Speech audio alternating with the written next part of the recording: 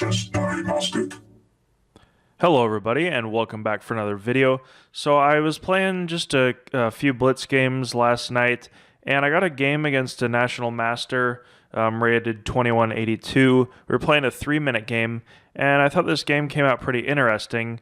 There were some lessons in it. So I was white, starts with e4, d5. Now, against the Scandinavian, I normally like to just play the fianchetto variation. I find a lot of black players don't know how to play against it, and this is actually a pretty good illustration of that. So black just plays knight to f6. My moves are pretty logical. I just develop the bishop. Now, normally I bring the knight here to e2 and bring the pawn here and the bishop out.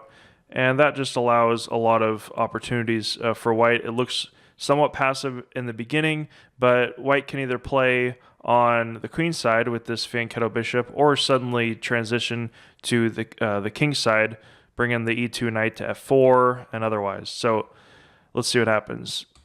All right, so c6, knight to e2. And now black brings and pins that knight after bringing his bishop out. And we see this national master makes some errors in piece development, moving his queen again. Obviously, it's very easily defensible. He just plans to play here, but that doesn't really work because I can play something like knight to f4, and it's just concretely doesn't work. So I play the correct move, f3, and now if bishop comes here, I actually win a piece with knight to f4, hitting the queen and the bishop. So the bishop has to go back, and then I hit the queen, check, d4. And now I do have a problem with this b2 pawn. I don't necessarily want to just play rook to b2, although I could. I want to get this bishop out. So I just quickly decide to bring the pawn out and chase the queen back. All right, so now I can bring the bishop out, and I'm fully developed. You can see that black is rather cramped now. So my strategy from the opening ended up working, and actually the valuation is plus 1.5 and almost winning a valuation for white. Now I make an inaccuracy, bringing the queen up, and he hits the queen and easily develops his own knight. Now I should have just played something like knight to d3, preparing to bring the knight here as well as controlling this b4 square. Queen back. And now black is almost ready with all his pieces developed, just needs to castle. And we see some trades here. Really not the best play, but just trading off pieces and seeing where it goes.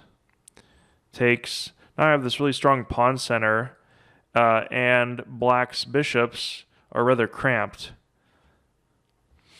So after a couple of moves here, I ended up after... Now I could have took...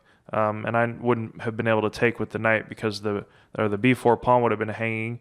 But he makes a mistake with f5, and now I can play c5, completely controlling this d6 square. Now I saw the idea of knight to b2, c4, and then here. And if black would have ever traded, I could take, and then this weak pawn would have been covered, and black would really have some problems with this horrible bishop. Versus my light square bishop, and that probably would have been a winning advantage, although the cramped position would have been difficult to play from both sides. So we see I make an inaccuracy with knight to f4. Now black makes the correct move. He could have played g5, but just trades it. And now it's a slight advantage for white, but roughly equal. But after a couple moves, we see the correct decision to bring this light square bishop out. And at this point, it's totally equal. Now, the reason for that is because black can trade his light square bishop, but I'm always going to have this weak backwards d4 pawn that I have to defend. And because of that, it's suddenly equal. All right, so you can see this is a game against a national master. I didn't really do anything special, just some basic strategy. But where it really starts to fall apart is after we trade here, all the pieces. And I'm just going to go down to the evaluation of the game. You can see that if you can see all the way extending here. So I outplayed the opponent. There were some slight inaccuracies by me, and then it becomes totally equal, and then a huge blunder by black. I could have won. I blunder in return, equal, blunder, and then he suddenly blunders at the end, and then I blunder at the end. So how does that happen between people or players who are supposed to be pretty strong? Now, all right, so hopefully this is centered up again. All right, let me adjust this here. All right, that's good enough. All right, so kings come in, and now actually the obvious king to g6 was a huge mistake by black. And if you want to calculate it after the king goes over, so this is a completely winning position for white. Even though material is equal, how would white win? Now, this relates to the endgame course. We need a pawn break for white. So all white's pawns are on the 5th rank, and because of that, if I can get a breakthrough, I'll queen first and win. So the interesting pawn break, now I did see it a move or two later, but unfortunately it was too late. Obviously it's a blitz game, but I did have about a minute left. So the pawn break starts with d5. Now if black just takes here, it looks like I can't move any pawns, but after b5, I'm either going to take here and then just force my c6 pawn in, or if he takes, then I can play a6. Now if we see takes, then after a few moves, I queen first.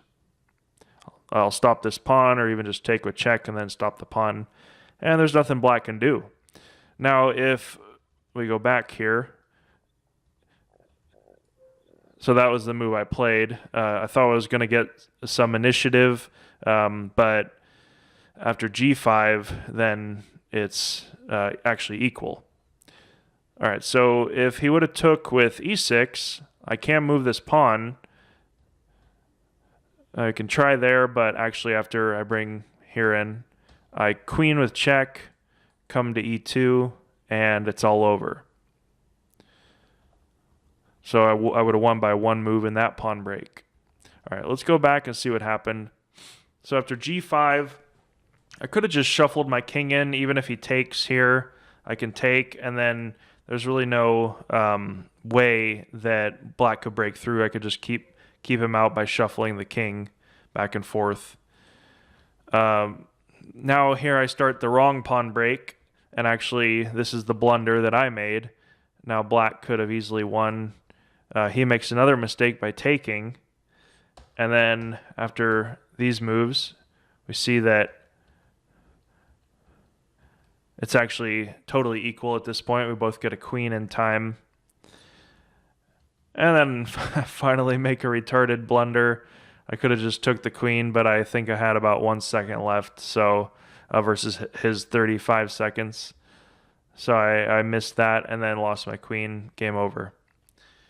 So a very kind of ridiculous game, but a very interesting, critical king and pawn ending, this position right here. Thanks for watching, and I'll see you in the future. Bye-bye.